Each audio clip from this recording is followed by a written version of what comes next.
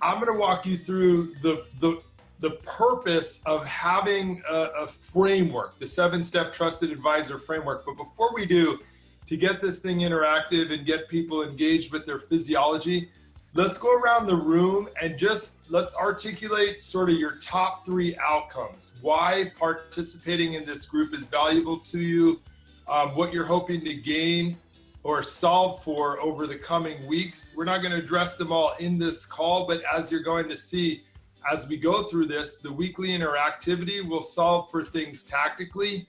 My outcome, my biggest driving force is to bring strategy around this. All right, there's 3 roles that we have in business ownership, which applies to you.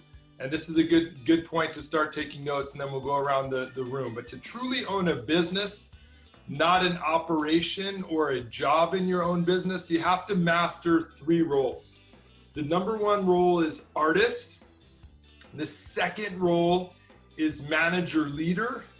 And the third role is entrepreneur.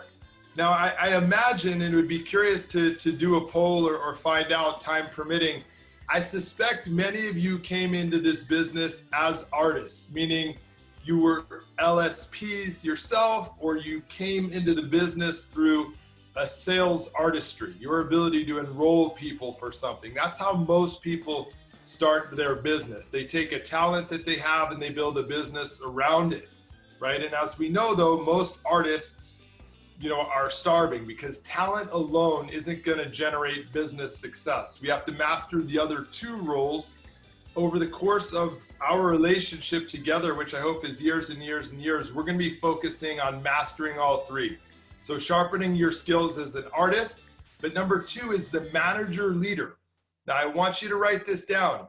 Manager leader is not managing people and personalities. An effective manager leader is managing the systems and structures that support those people.